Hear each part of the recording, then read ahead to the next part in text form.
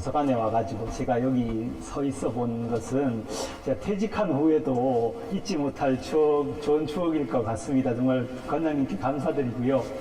오늘 제가 말씀드리려고 하는 것은 세상엔 정말 많은 스토리가 있죠. 세상에 나온 영화만 해도 1895년부터 2012년까지 24,000편의 영화가 있습니다. 드라마와 민담, 설화, 소설, 정말 많은 이야기들이 있을 텐데 이 중에 정말 모든 이야기들이 모여드는 아주 근본적인 이야기, 피벗 스토리 5개를 뽑으라면 어떤 것일까 하고 제가 조선일보에 올려봤더니 이거에 대해서 설명해달라는 분들이 많은데 설명할 기회를 갖지 못하다 최초로 이제 우리 이 행사에 이 5개의 책을 왜 추천했는가를 이제 말씀을 드릴 기회를 갖게 되었습니다. 먼저 이제 이 서사의 스토리라고 하는 것에 대한 이야기를 좀 해볼 텐데요. 저는 7살 때부터 인생의 소원이 뭐냐면 이화여자대학교 국문과 교수가 되는 것이었어요. 7살 때부터. 왜 그러냐면 제가 7살 때 대구에서 자라서 본심유치원이라는 유치원을 다니고 있었는데 어느 날 유치원에 점심을 먹고 간식 먹으려고 이제 아기가 간식 먹으려고 하는데 아버지가 이렇게 오셨어요. 유치원에 아버지가 오셔서 서울에서 지금 굉장히 훌륭한 분이 내려와서 강연을 하는데 너도 그 행사에 가야 되겠다라고 하고 저를 아버지가 늘 타고 출근하시는 자전거 앞에 도시락통 있는 데다 태우고 7살이니까 저를 이제 영남대학교로 이렇게 데리고 가셨어요. 그때 본심유치원이 있는 대구교육대학에서 이 영남대학교는 경사가 한 15도쯤 되는 오르막길이에요. 여름에 아버지가 땀을 비 오듯이 흘리죠. 비가 오나 싶어서 이렇게 보니까 아버지 땀이 영남대학에 도착해 보니까 요거보다도 조금 더 큰 강당에 한 800명이 모여 있고 사람들이 찌는 듯한 더위에 에어컨도 없고 선풍기도 없는 그런 데서 사람들이 막 떠들다가 하얀 얼굴에 검은 안경을 낀 철가면을 쓴 것 같은 신사가 들어오니까 쥐죽은 듯이 조용해지고 이 강사의 강연을 2시간 동안 정말 경청을 하는데요. 그 강사의 강연 내용이라는 게 진짜 충격적이었어요. 7살 난 저도 강연의 주제를 알 수 있습니다. 너무 쉬워서 뭐냐면 내가 문학사상이라는 잡지를 만드는데 너희들이 이거 다 정기구독하라는 게 강연 주제였어요. 이 단순한 이야기를 2시간 동안 막 온갖 예화를 설명하시면서 이 문학사상을 읽지 않는 인간은 현대인도 아니고 교양인도 아니다. 인간도 아니다. 이런 주제로 이제 계속 강연이 딱 끝나니까 정말 거짓말 안 하고 800명 중에 한 140명, 150명쯤이 정기구독을 하겠다고 줄을 쭉 서더라고요. 저는 정말 충격을 받았습니다. 이때 이분이 이제 이어령 교수님이었고 그분이 이화여대 국문과 교수님이더라고요. 저는 딴 거보다도 말이죠. 내가 이런 책을 만드는데 이걸 니들이 무조건 다 읽어야 돼. 안 그러면 인간도 아니야. 라고 말할 수 있는 자기 확신, 저 자신감. 저도 저런 경지로 인생에 한번 가보고 싶었거든요. 그래서 7살 때부터 이화여대 교수가 되고 싶었습니다. 그래서 이어령 선생님이 다니셨던 서울대 국문과를 진학을 했고요. 그리고 23살에 이어령 선생님이 평론가가 되셨다길래 저도 23살에 평론가가 되었고요. 27살에 베스트셀러를 쓰셨다길래 저도 27살에 베스트셀러를 썼고 27살에 베스트셀러 쓰셔서 7개국어로 번역했다길래 저는 8개국어로 번역을 했고 28에 이화여대 교수가 되셨다길래 기다리고 있었더니 28살에 이화여대 전화가 왔어요. 정말. 그래서 선생님 지금 박사 수료하신 걸로 알고 있는데 여기서 그냥 학생들 가르치면서 박사를 마치시지 않겠어요? 누가 싫다고 모르겠어요. 너무 고맙지. 이러고 혀를 쏙 빼물고 이제 와서 교수가 됐는데 너무 기뻤는데 제가 왜 이야기를 하냐면 어쩌다 제가 이런 걸 연구하게 됐는가를 설명하기 위한 거예요. 제가 맡아서 가르치라는 과목 세부 전공이 너무 싫었어요. 왜 그러냐면 국문과에 교수로 이제 가니까 선생님들이 저보고 창작을 가르치라고 하시더라고요. 창작을. 근데 창작을 가르치라는데 저는 서울대에서 창작을 배워본 적이 없습니다. 그리고 창작을 배울 수 있다고도 생각해 본 적이 없는데 이 선생님들은 그럼 당신은 소설 쓰지 않냐, 소설 써서 100만 부 팔았다며, 우리는 써보지도 않았다, 우리가 당신밖에 가르칠 사람이 없지 않냐 하고 가르치라고 하는데 저의 상식으로는 학문의 대상이라는 거는요, 사물로 오래 있어가지고 그걸 관찰할 수 있어야 뭔가 공부를 하고 결론 명제를 만들 거 아니에요. 근데 창작이라는 거는 금방 사라져버리고 안 보이는 것이죠. 이광수가 1916년에 무정을 썼다라고 하는 것에서 이광수도 관찰할 수 있고 무정도 관찰할 수 있지만 썼다는 관찰할 수 없잖아요. 근데 창작을 가르치라고 하니까 저는 굉장히 싫었고, 스님들이, 다른 분들이 저한테 국가에서 뭐 가르치세요? 이렇게 물으면, 그냥 뭐 이것저것 가르쳐요. 뭐, 말을 하기가 싫은 거죠. 그러다가 이제 이렇게 계속 한 10년을 가르치고 나니까 이렇게 할 수는 없다. 이렇게 주관적 경험칙을 가지고 내가 소설을 써보니까 이러니까 당신도 따라서 써봐라. 이거는 대학에서 가르칠 수 있는 게 아니고 이건 사기다.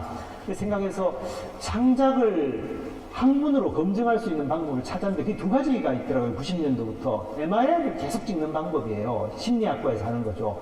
그러니까 이런 글을 쓸 때 뇌 지도가 어떻고 저런 거 쓸 때 뇌 지도가 어떻고 이거를 하는 방법이 있고요. 그래서 하이퍼그라피아라는 유명한 용어가 출현하게 됐죠.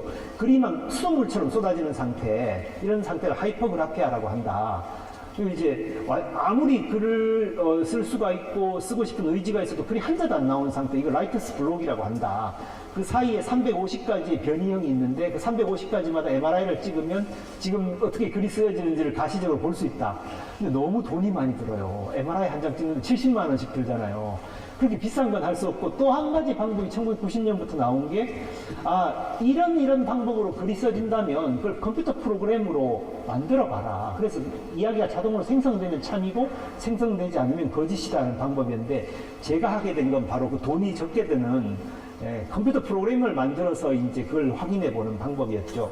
이 분야에 처음 이제 학문적인 이론을 닦은 분이 예일대학 심리학과의 라저 생커 교수님, 저분이시고요.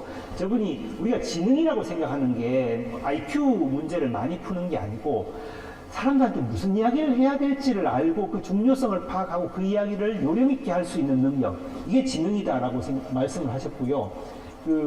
그래서 저 유명한 얘기 하셨는데 굉장히 많이 인용되는 문장이거든요. 밥을 짓는 것은 이야기가 아니다. 그러나 아내를 위해 처음으로 밥을 짓는 것은 이야기다. 이 사이에 뭐가 있습니까? 아내를 위해 처음으로 밥을 지었다라고 하면 우리가 어떤 느낌이 들어요?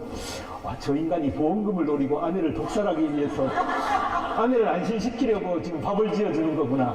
혹은 저 인간이 불치병에 걸렸는데 아내한테 좋은 기억을 남기고 사라지려고 밥을 짓는 거.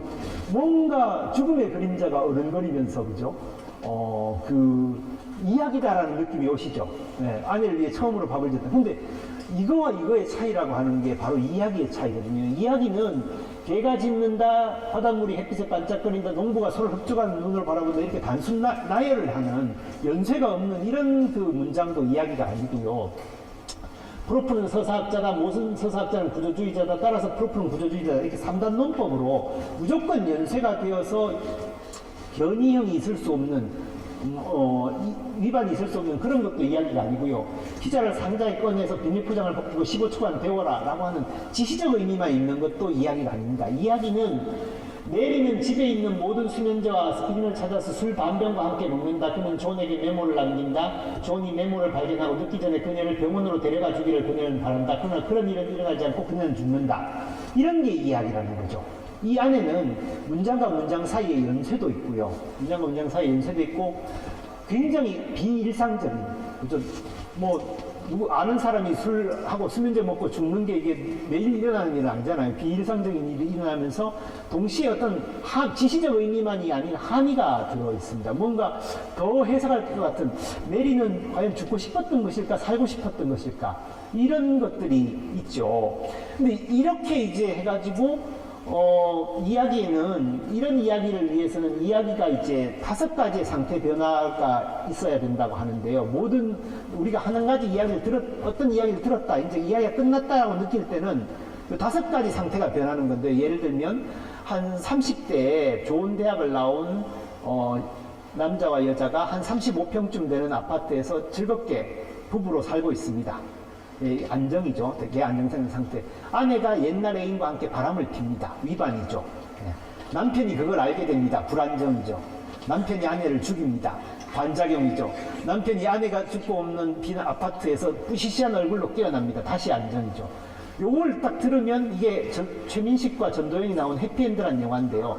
저렇게 5가지 상태가 변하면 아, 우린 이야기가 끝났구나라고 느끼거든요. 이걸 프로센서빌리티라고 하고 하나의 이야기를 만드는 서사 감각이라고 해요. 그럼 이 이야기에서 뭐가 변했나요? 뭐가 일어났나요? 어떤 안정된 상태를 깨는 위반이 일어났거든요. 위반이. 이걸 모티브라고 합니다. 서사학에서는. 요 두 번째 거, 위반을 만들어내는 요것을 이제 모티브라고 하고요. 이 모티브를 가지고 이제 어떤 문제가 발생하고 그 문제가 확대되고 문제가 종결되는 것을 산막구조라고 합니다.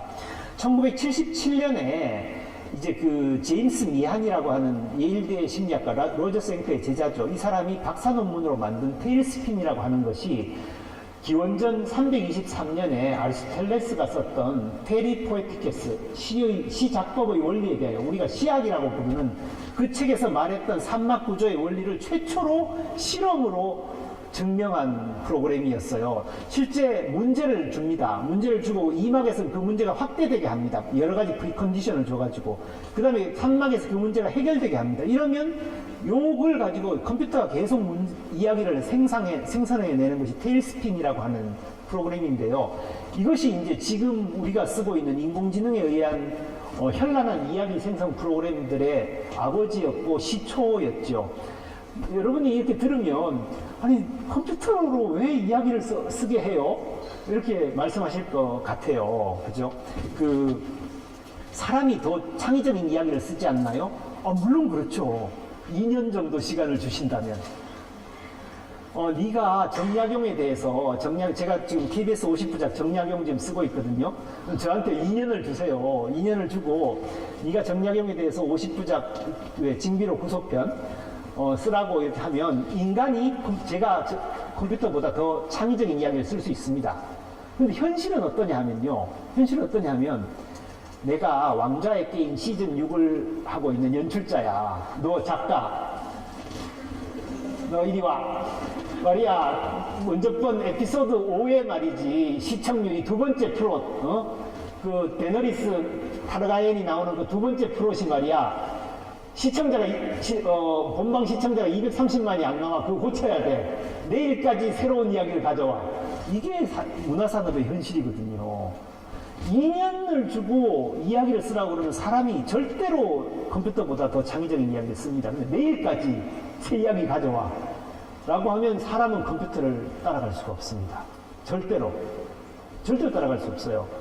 그 1999년에 스콧 터너가 만든 프로그램이 민스트럴이라는 이야기 자동 생성 프로그램인데요. 여기에다가 잠자는 숲속의 공주를 넣고 이 소재를 가지고 가장 재밌는 이야기를 만들어 봐라고 할 때 민스트럴이 만들어낸 이야기가 뭔지 아세요? 1초 만에 왕자가 숲속으로 가서 공주를 죽이고 잡아먹었다. 용이 이 위선적인 왕자를 응징한다. 이 스토리예요. 근데 이 스토리가 사람의 머리에서 떠오르나요? 절대 안 떠오릅니다.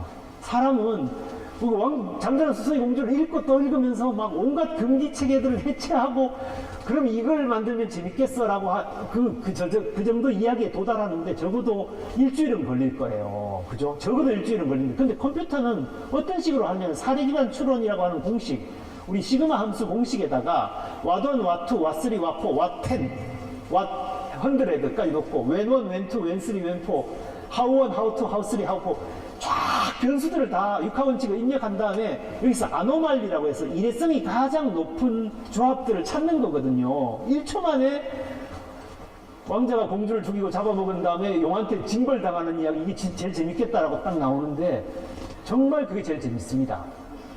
그렇지 않아요? 그게 제일 재밌잖아요. 지금 우리 아무리 생각해봐도. 근데 사람은 이런 판단을 못합니다. 그래서 시간적인 제약과 예산의 제약 속에서 이야기를 창작해야 될 때, 그때는 컴퓨터의 인공지능에 의한 스토리 자동 생성과 함께 작가가 일을 해야 되는 시점이 오고요. 그것을 열어젖힌 게 예일대학교 심리학과의 테일스핀이라는 프로그램이었어요. 그래서 이 프로그램에서 그 증명한 원칙이 이거잖아요. 바로 그 이야기에는 하이 컨셉이 있어요. 모든 이야기의 공통된 구조이죠.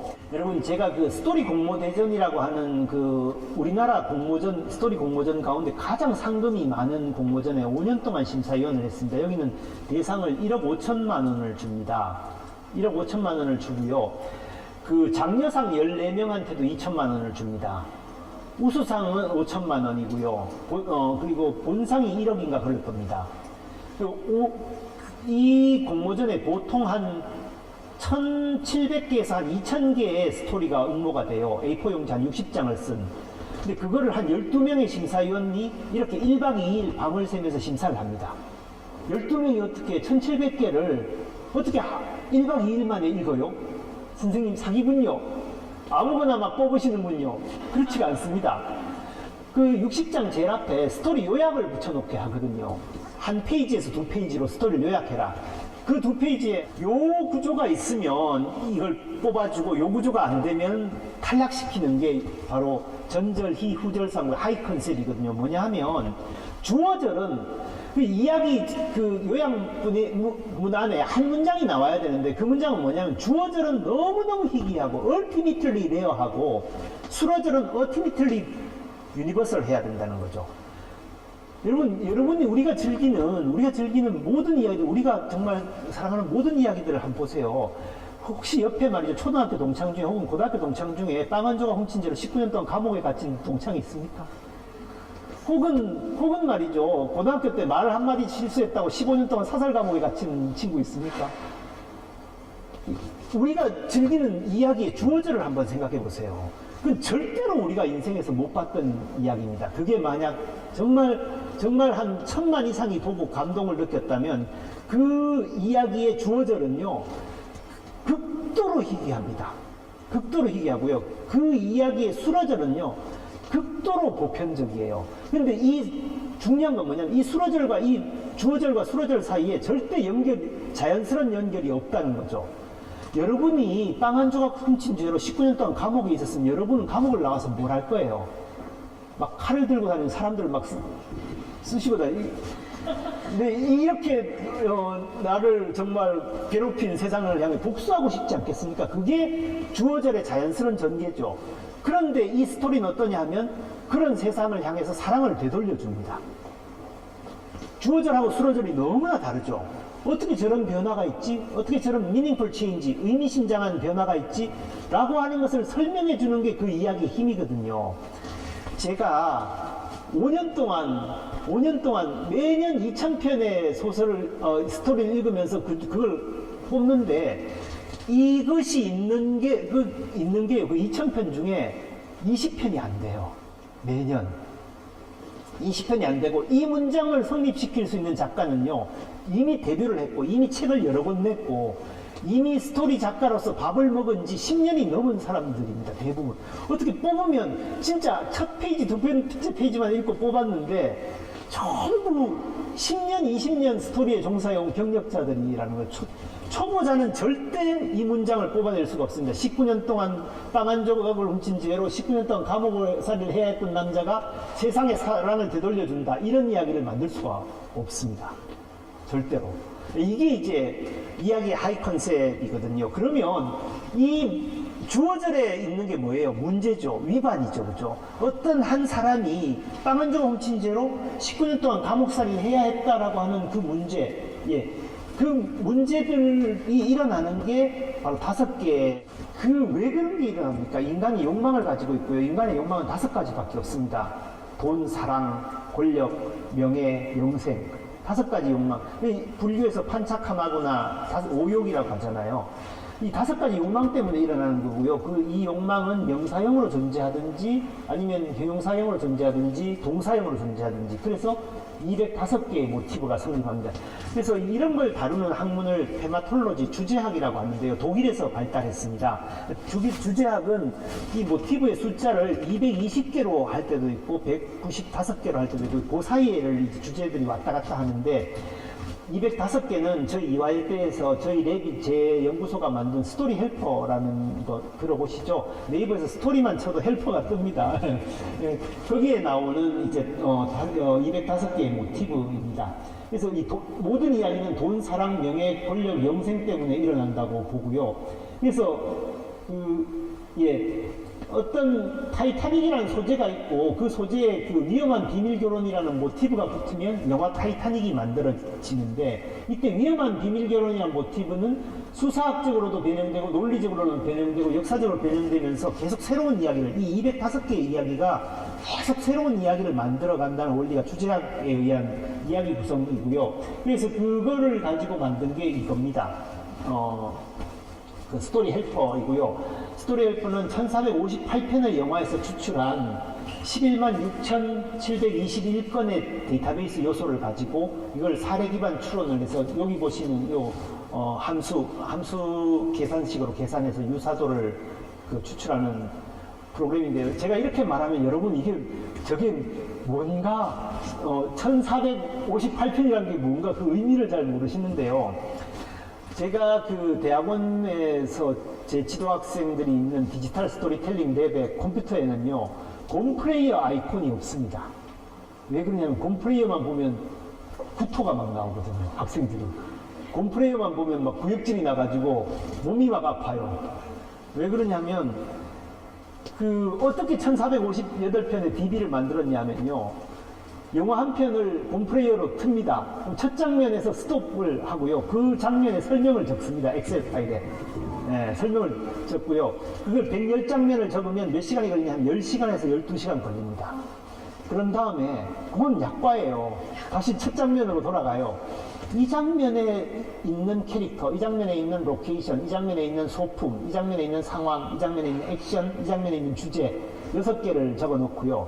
이 장면이 왜 이 자리에 있는지를 EEA 모델로 적어 놓습니다. EEA 모델이라고 하는 건 뭐냐, 모든 장면은 EEA의 순서로 나타난다는 거죠. 이 이벤트가 일어나면 이 이모션이 축적되고 그 이모션 축적에 의해서 A 액션이 일어납니다.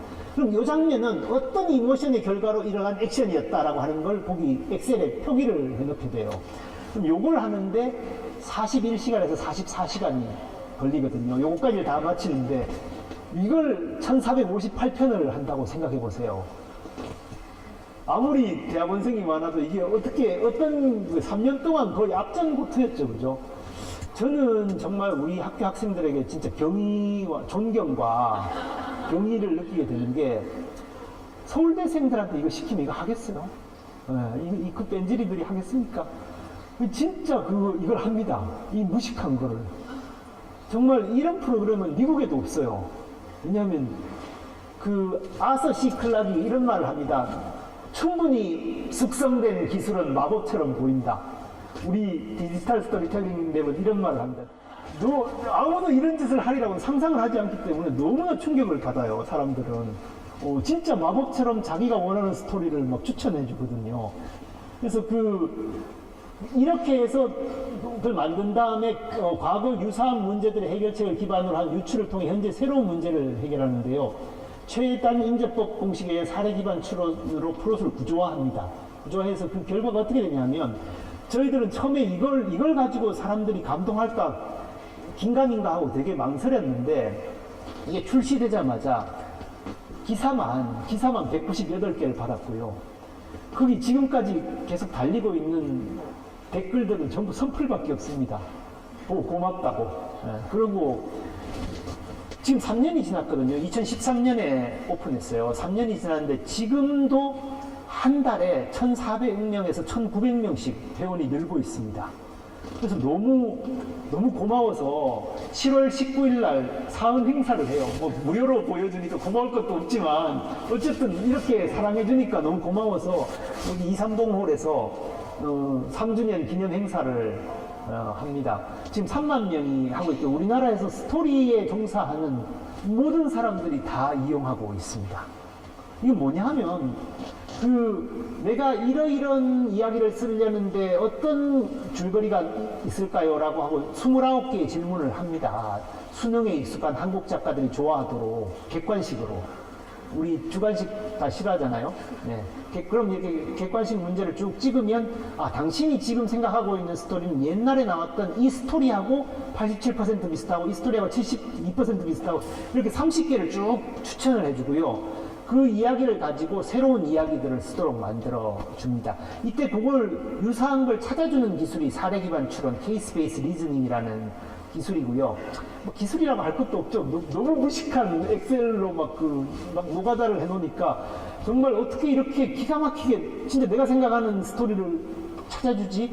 라고 하면 이제 그걸 변형해가지고 그 이야기를, 그 프로 템플릿을 변형해서 자기가 쓰고자 하는 독창적인 스토리를 써나가는 방식입니다. 그래서 지금 저희가 개발한, 우리 이화여대가 개발한 게 사례 기반 추론에 의한 스토리 생성이고요. 일본 하코다테 미래대학이 개발한 게 자연어 처리에 의한 스토리 생성이거든요.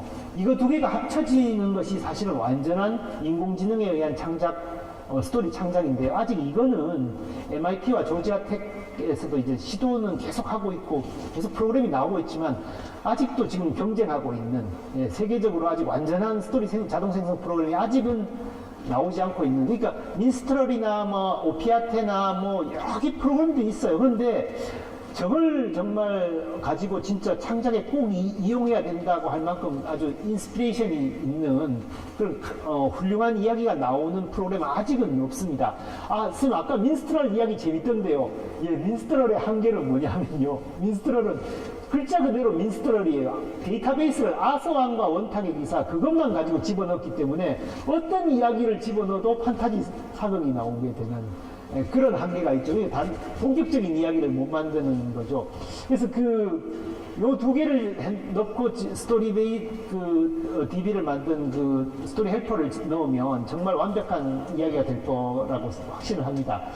그래서 이런 아까로 돌아가서 그러면 모든 이야기가 이렇다면 205개의 모티브라면 가장 훌륭한 명예와 이 5개와 관련된 최고의 이야기를 제가 추천드리는 게 스토리 5거든요. 제가 정말 한 30년 동안 20종이 넘는 소설을 쓰고 스토리를 쓰고 뭐 게임도 만들고 영화도 만들고, 영화는 망했지만 어쨌든 뭐 드라마도 만들고 뭐 이러면서 이게 최고의 스토리다라고 하는 책이고요. 그 책은 이 도서관에 있습니다. 이 도서관에 첫 번째 책이 이 책입니다. 공자 인간과 신화라고 하는 책이고요. 해리 그레스너 크릴 교수님, 시카고 대학의 해리 그레스너 크릴 교수님이 쓰신 책이고요. 이 책은 여러분이 졸업하시기 전에 꼭 한번 읽어보시면 이를 권합니다. 뭐냐 하면은 우리는 공자라는 사람에 대해서 너무 잘 몰라요. 왜냐하면 한국이라는 나라는 굉장히 특수한 나라입니다. 700년 동안 성리학이라고 하는 단일 지배 이데올로기에 완전히 나라 전체가 함몰되었다가 이제 깨어난 지 한 70년밖에 안 된 그런 나라거든요. 그래서 공자라는 사람을 있는 그대로의 자연인, 역사적 인물로 바라볼 만한 어떤 심리적 거리를 확보하지 못하고 있는 나라인데요. 실제 그렇기 때문에 공자라는 사람이 마치 국가 지배 이데올로기의 대변인처럼 이렇게 느껴집니다. 더구나 또 우리 이화의 관점에서 생각해보면 우리가 그토록 싫어하고 벗어나고자 했던 유교 가부장적 사회의 마치 원조인 것처럼 느껴지는데 실제 공자는 전혀 그런 사람이 아니라는 거죠. 공자의 생각은요, 논어에 담겨 있는데 공자가 어떤 사람인지를 보여주는 가장 첫 문장을 고르라면 논어 6편, 옹야편 1장 1절 말씀, 자왈옹야 가사남면이라고 하는 그 문장이라고 저는 말하겠습니다. 자왈, 선생님께서 말씀하시기를 옹야, 여몽이라는 애는 가사남면, 남면이라고 하면 남쪽을 본다는 말이거든요. 임금이 남쪽을 보는 거잖아요. 가히 왕으로 삼아도 좋다라는 말이거든요. 이게 그냥 우리는 한 2000몇백 년을 지나서 보면 여몽이라는 사람이 참 덕이 있고 이러니까 왕으로 삼아도 되겠다는 말이구나 라고 해석만 읽으면 그렇게 지나가는데요. 그게 아니고 그 당시의 상황을 생각해 보면 그 당시의 상황은요, 혈통이 운명입니다. 네 아버지가 누구냐가 네 인생의 전부예요. 네 아버지가 금수저면 너는 죽을 때까지 금수저고요. 흙수저면 죽을 때까지 흙수저인 세상이란 말이에요. 그럼 왕이 되고자 하면 반드시 그 사람 왕족이어야 됩니다. 근데 영웅은 왕족이 아니었을 뿐만 아니라 아버지가 굉장히 비천하고 그 도덕적으로 문제가 있는 죄인이에요. 이게 그 옹야편 그 6번째 문장 뒤에 나옵니다. 옹야는 얼룩소의 자식이지만 털이 붉고 뿔이 빳빳하니까 산천의 그 신령들이 그를 버리지 않으시리라 이런 말이 있는데 얼룩소의 자식이다라는 말은 아버지가 문제가 있는 사람이라는 거죠. 왕족도 아니고 문제가 있는 사람의 아들인데 이 사람이 왕으로 삼을 만하다. 이거는요 그 당시에는 용서할 수 없는 너무나 반체제적인 발언이거든요. 이거는 우리가 한참 반공 이데올로기에 심하던 시절에 빨갱이 같은 말보다도 더 무서운 말입니다. 이런 말을 하고는 살아남을 수가 없는 시대에 이런 말을 한 거예요. 뭐냐 하면은 지식과 인격, 자기가 자기 노력으로 얻은 그 자신의 포스가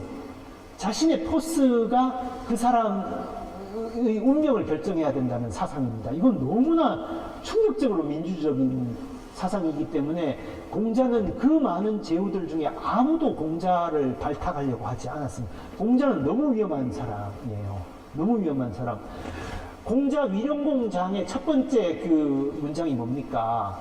공자께서 남자를 만나시는데 자로가 좋아하지 않았다. 그래서 공자께서 말하시기를 내가 만약 도리에 어긋난 일이 있었으면 하늘이 나를 싫어하시리라. 하늘이 나를 미워하시리라. 이게 위령공장 첫 번째 문장 아닙니까? 이게 무슨 말입니까? 너무 사람들이 자기를 발탁해주지 않으니까 위령공의 부인인 남자가 만나자고 그러는데 남자를 찾아갑니다. 근데 자로가 이걸 반대하는데 자로는 공자하고 9살 차이밖에 안 나요. 9살 차이밖에 안 나는 사실 말이 제자이지 거의 친구 같은 사람인데 남자 만나러 가지 말라고 하거든요. 남자는 어떤 여자는 춘추 좌시전에 보면 너무 잘 나오는데요. 무슨 섹스 중독증에 걸린 여자 같은 남자는 몸 다 덮치는 여자죠. 그래서 자기 친오빠인 괴회하고 간통해서 애를 낳고 그리고 이제 또 위영공한테 시집을 왔는데 그 막 온갖 남자하고 다 잡니다. 그런 남자를 만나러 간다니까 자로가 반대하잖아요. 근데 갔다 왔어요. 그 논어 행간에 숨어 있는 그 한 장면을 한번 상상해 보십시오. 자로가 아주 막 입이 삐딱 해가지고 막 불만에 가득 찬 얼굴로 공자 선생을 보고 있을 거 아닙니까? 그래서 지금 뭐 했어요? 자꾸만 이렇게 할까 하면 공자께서 앉았다. 난 도리에 어긋난 일을 하지 않았다. 이렇게 막 얘기하시다가 내가 정말 도리에 어긋난 일에서 하늘이 나를 미워하실 것이다. 막 이렇게 그 화를 내고 있는 게 위령공장이거든요. 그만큼 발탁되고 싶어 했습니다. 근데 절대로 발탁하지 않고요. 정말 비참한 일들이 막 논어를 보면 계속 이어지죠. 정말 사마우라고 하는 제자는 귀족 중에 유일하게 이 불온 사상을 가진 공자의 제자가 되었던 송나라의 귀족이에요. 사마우의 친척인 환태가 자기 동생을 나쁜 길로 이끌어간 공자를 습격해가지고 도망치다가 물건을 다 잃고 마침내 또 오나라 패잔병을 만나서 옷과 식량을 다 뺏기는데 완전 거의 벌거숭이가 돼서 9일 동안을 굶어요. 굶어서 그때 유명한 말이 있는데 자로가 막 화를 내면서 군자가 이렇게 궁합니까? 그러니까 공자께서 군자는 본래 궁한 법이다. 그러나 소인은 궁하면 금방 흐트러진다.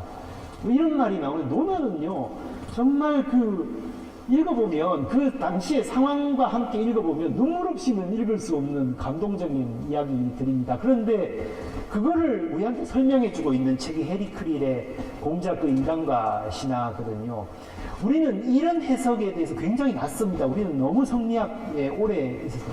그래서 이 해리 크릴이 창조한 논어는 컨피션 애널레틱이라고 하는 논어 해석을 쓴 제임스 레게의 번역이고요. 이 제임스 레게가 번역한 논어는 성리학과는 가장 거리가 있었던 일본 고학파의 이토 진사이가 쓴 롱고고기라고 하는, 우리나라에도 지금 번역됐으면 논어 고이라고 하는 책을 보고 이 사람이 번역을 했고, 그 번역을 보고 또 연구한 이 책이 있거든요. 가장 성리학에 오염되지 않은, 오염됐다는 말이 성리학을 너무 나쁘게 얘기하는 것 같아서 좀 그렇지만 어쨌든 진짜 원시 유학 그대로의 모습을 고고학적 증거와 함께 보여주고 있는 책이 이 책이라고 말씀드릴 수 있습니다. 그 다음 제가 권하고 싶은 책이 바로 이 책입니다. 요셉과 그 흉조들이라는 책인데요. 성경이라는 거 우리 모두 좋아하죠. 성경을 많이 자주 읽어봅니다. 읽어보는데 성경의 참뜻이 무엇일까를 참 여러 사람들이 설명하지만 성경은 읽으면 읽을수록 계속 새로운 의미가 나오죠. 근데 저는 J.R.R. 톨킨을 너무너무 좋아해요. J.R.R. 톨킨이 자신의 친구였던 C.S. 루이스가 성경에 대해서 성경을 읽고 이게 성경의 참뜻이다라고 해서 마태복음을 가지고 나니아 연대기를 쓰지 않습니까? 굉장히 화를 내고 이제 루이스와 거의 원수가 되어버립니다. 기독교를 왜곡했다고 생각하고 자기가 품고 있던 신앙을 제가 완전히 정말 엉망으로 만들었다고 화를 내거든요. 그러면서 이 사람이 쓴 게 반지의 제왕입니다. 반지의 제왕은 창세기가 성경의 본질이다라고 생각을 해서 창세기 속에서 여러 다른 신의 모습으로 존재하는 신들의 모습을 반지의 제왕으로 이제 보여줬고 거기서 반지의 제왕이 진짜 성경이잖아요. 마지막에 프로도의 자기 희생으로 세계를 구하지 않습니까? 스스로의 힘을 버리고요, 포기하고 그 이야기인데 좀 그게 참 창세기를 아무리 읽어봐도 이게 성경의 본뜻이라고 믿어지지 않았는데 이걸 보고 이제 저게 무슨 말인지를 이제 비로소 처음 이해를 한 거예요. 창세기 37장에 나오는 요셉과 신약 성경을 한번 비교해 보세요. 첫 번째, 기적의 출생. 라헬이 기도로 요셉을 임신하죠. 그죠? 그리고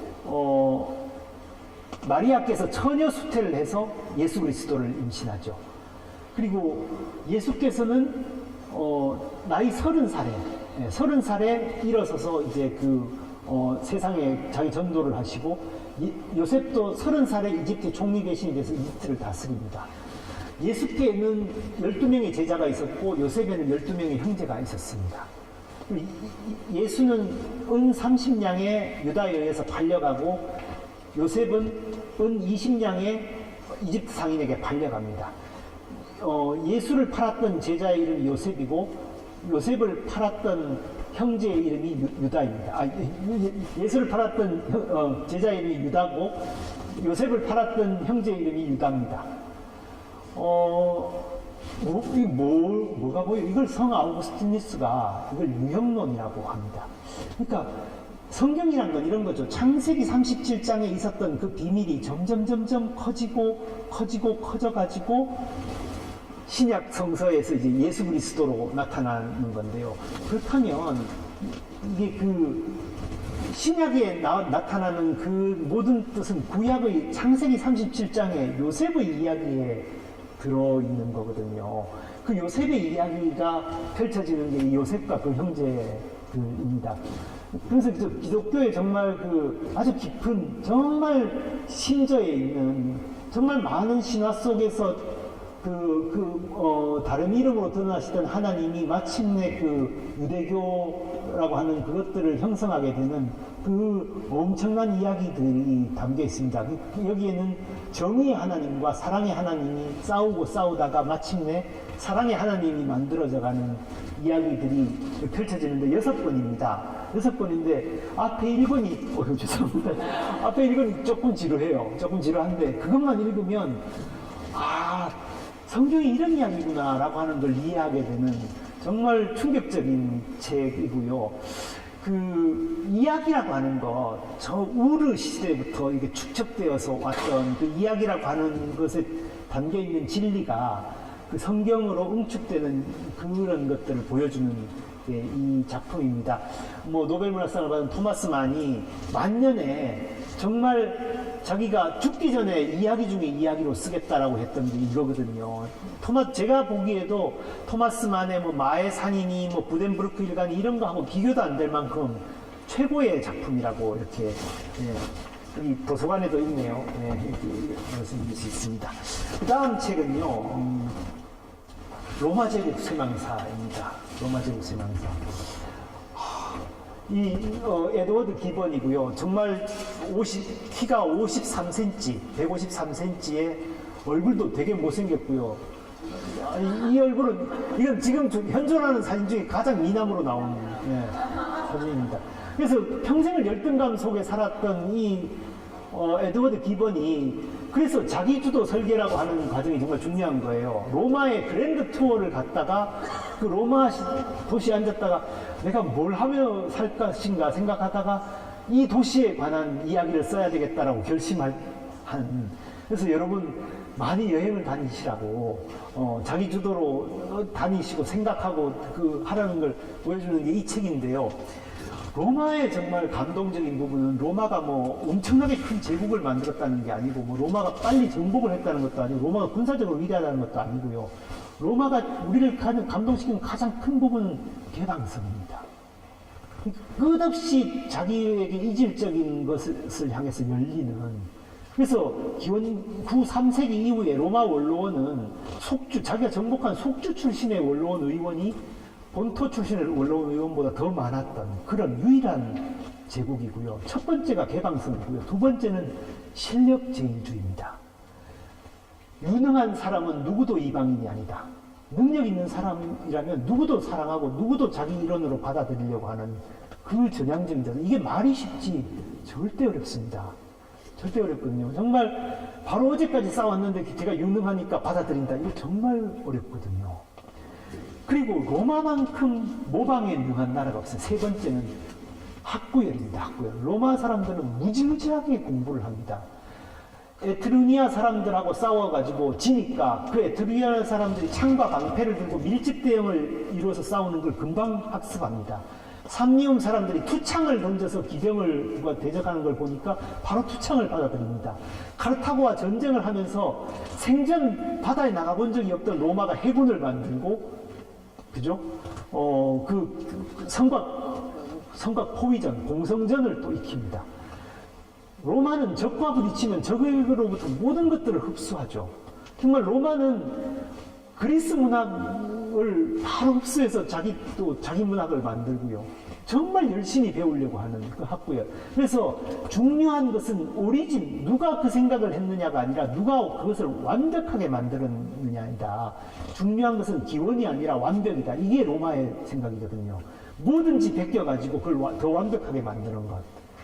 이 로마, 그리고 로마인들의 그 애국심, 파에스타스라고 그러죠. 그죠? 애국심. 그 나라를 위해서 자기를 희생하는 노블리스 오블리제. 그리고 또 마지막으로 로마인들의 신앙심.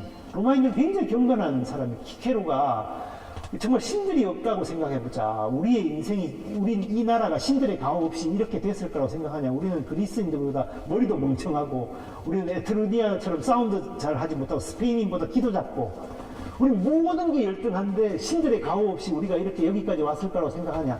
이 얘기하잖아요. 그 신은 물론 기독교적인 신은 아닙니다만, 어쨌든 경건한 사람, 뭔가 자기보다 더 초월한 원리에 대해서 자기를 겸허하게 반성할 줄 아는 사람들이었던 거죠. 이 로마 제국 쇠망사라고 하는 제목을 보시면요, 여러분 우린 반대로 생각합니다. 아, 저게 망하는 이야기구나. 아닙니다. 로마는요, 기원 후 3세기부터 망하기 시작해서 기원 후 15세기에 망하거든요. 1000년 동안 망했다는 게 무슨 일이에요? 로마가 어떻게 그 문명을 유지하고 안정성을 만들어 갔느냐라는 그런 이야기입니다. 굉장히 감동적인 이야기고, 6권의 영어책으로 되어 있습니다. 원전을 읽으면 더 좋으십니다. 그 다음 이게 겐지 모노가다리입니다. 그 가와바다 야스나리가 1962년에 노벨 문학상을 받을 때 가와바다 야스나리의 노벨 문학상 수상 연설이 이겁니다. 겐지 모노가다리는 후세 문학에 영향을 주지 않았다. 겐지 모노가다리는 후세 문학을 영원히 지배했다. 고금을 통틀어 고전 소설과 현대 소설을 통틀어 겐지 모노가다리보다 더 위대한 소설은 없다. 라고 얘기를 하거든요. 근데 겐지 모노가다리 읽어보면 정말 그렇습니다. 정말 충격적으로 어떻게 이런 작품이 10세기에 나왔지. 너무나 충격을 받는데요. 이건 사랑을, 아까 논어가 명예를 다룬 추측의 피버 스토리이고, 그 로마 제국 세마능사가 권력을 다룬 피벗 스토리고, 그리고 그 요셉과 그 형제들이 영생을 다룬 피벗 스토리라면 사랑을 다룬 피벗 스토리는 겐지모노가다리라고 할 수 있습니다. 여러분, 한 남녀가요 사회에서 공인된 방법으로 사랑할 수 있습니다. 결혼하는 거죠. 사회에서 공인된 방법으로 사랑할 수 있어요. 근데 여기서는 사랑이라고 하는 감정이 문제가 되지 않습니다. 왜냐하면 그것은 가족과 가족의 결합이고 경제와 경제의 결합이고 그건 일상이잖아요. 근데 왜 그런 사랑을 느끼느냐는 감정이 문제되는 건 어떤 거냐면요, 사회적으로 용인되지 않는 사랑이거든요. 불륜. 그래서 모든 문학 이야기들은 비드웰 언덕의 간통 사건이라고 프로베르가 이야기합니다. 왜 문학이 이렇게 간통을 많이 다루냐? 사랑이란 감정을 다루려다 보면 그 사랑의 감정 자체가 문제되는 게 뭔가를 다뤄야 되고, 그러려다 보니 간통이 문제가 된다라고 이야기를 하잖아요. 그러면 사랑이란 감정이 가장 문제가 되는 건 뭘까요? 가장 금기시되는 사랑이죠. 그게 겐지모노가다리, 엄마와 간통하는 이야기가 겐지모노가다리입니다. 그러니까 히카루 겐지라는 남자는 후지스보라고 하는 그 신분이 낮았지만 천황의 총애를 받은 그 여자의 아들로 태어나요. 근데 엄마는 금방 죽습니다. 얘는 천황의 총애를 받고 자라나는데 천황이 그 다음으로 아내로 맞은 그 황비가 자기 죽은 엄마랑 너무 비슷하다고 해서 엄마로 정말 그 친근하게 모시다가 같이 자게 되고 마침 그 엄마가 애를 베게 됩니다. 자, 이 고뇌를 안고 평생을 살아가는 남자의 이야기거든요. 그래서 이 끝까지 이 엄마를 사랑해요. 이 계모죠. 계모를 사랑하는데 이 과정에서 벌어지는 이야기거든요. 너무나 웅성 깊은 내면의 소용돌이를 다루고 있습니다. 진짜 사랑의 이야기를 다루고 있죠. 같은 시기에 우리 한국은요, 원왕생 10원가 이런 거 쓰고 있었는데 여기는 지금 이런 이야기를 쓰고 있다니 너무 충격을 받는데, 그 겐지모노가다리를 보시려면 이거는 뭐냐면요, 이거는 최근에 번역한 민음사판 겐지모노, 이거는 별로 제가 추천하고 싶지 않습니다. 의류문화사에서 1969년에 나온 겐지 이야기라고 하는 책이 있어요. 그건 왜 훌륭하냐 하면 일본 고어에 의한 그 에로틱한 이야기들의 가장 정통했던 다이자키 주니치로라는 작가가 고어를 그대로 살려서 현대어로 역을 했고, 그거를 또 살려서 번역한 게 1969년판 의류문화사 겐지 이야기거든요. 그거를 읽어보시면 이제 감동하실 거라고 생각합니다. 마지막은요, 이사벨라 버드 비숍 여사가 쓴 한국과 그 이웃 나라들인데요. 이것은 돈의 스토리입니다. 돈의 스토리라는 게 뭐냐면요, 우리나라가 너무너무 돈이 없을 때의 이야기거든요. 우리나라가 참 아름답고 그럴듯하고 사랑스럽습니다. 2002년에 월드컵 할 때 우리는 뭐 다 경험했잖아요. 아름답고 사랑스럽고 뭐 한류도 있고 뭐 너무 사랑스러운데, 우리가 지질이 못 살 때, 너무 찢어지게 못 살 때, 정말 우리의 의식이 마비될 정도로 못 살 때에도 한국인들이 얼마나 아름답고 활기차고 훌륭하며 정말 미래가 있는 민족인 걸, 처음에는 이 이사벨라 버드 비숍 여사 한국에 와서 세상에 이렇게 더러운 나라는 처음 봤다면서 막 너무너무 막 징글같은 너무 싫다고 막 토할 것 같다고 얘기를 하다가 점점 이 나라의 매력에 빠져드는 이야기가 한국과 그 이웃 나라들이거든요. 한국에 대해서 쓴 많은 책들이 있습니다. 견문기가 있는데 이 책만큼 정말 훌륭한 문장으로 그 깊은 애정으로 한국을 다뤘던 책이 없고요. 한국인들의 그 돈에 대한 분투, 돈을 향한 분투, 이것 안에 그 존재하고 있는 그 유토피아, 그 먼 미래는 이렇게 살고야 말 거야라고 하는 유토피아를 어쩌면 우리가 살고 있는 것인데요. 그 안에 우리가 이 모든 것들이 다 없어지고 난 마지막에도 갖고 있는 우리가 한국인 어떤 인간으로서의 우리의 품격, 기품, 우리의 가능성, 이런 것들을 확인하게 되는 게 이 책입니다. 우리 정말 얼마나 가난했습니까? 1965년에 말이죠. 1965년에 박정희 대통령이 독일의 리프게 대통령 초청으로 방한해야 된다고 할 때 비행기값이 20만 불이 필요했거든요. 근데 나라에 20만 불 달러가 없었어요. 그래서 홍콩 HSBC 은행에 20만 불만 국가 담보로 빌려달라고 하니까 HSBC 은행의 답변이 뭔지 아세요? 한국에 20만 불짜리 담보 잡힐 물건이 어딨냐, 한국 전체에. 그게 우리나라였어요. 더 내려가면요. 더 내려가면 1930년대 그렇게 정약용의 여유당전서 인쇄해야 된다고 국학자들이 동아일보에서 막 모금 운동을 벌여도 1년 동안 단 한 푼도 모이지 않았던 나라가 저희 나라입니다. 더 1914년에 흑담이 무너지면서 석굴암이 발견됐는데요. 발견되자마자 구들장 놓을 돌들이 나타났다고 해서 경주 사람들이 막 석굴암의 돌들을 다 가져가가지고 석굴암이 해체될 뻔했던 게 우리나라거든요.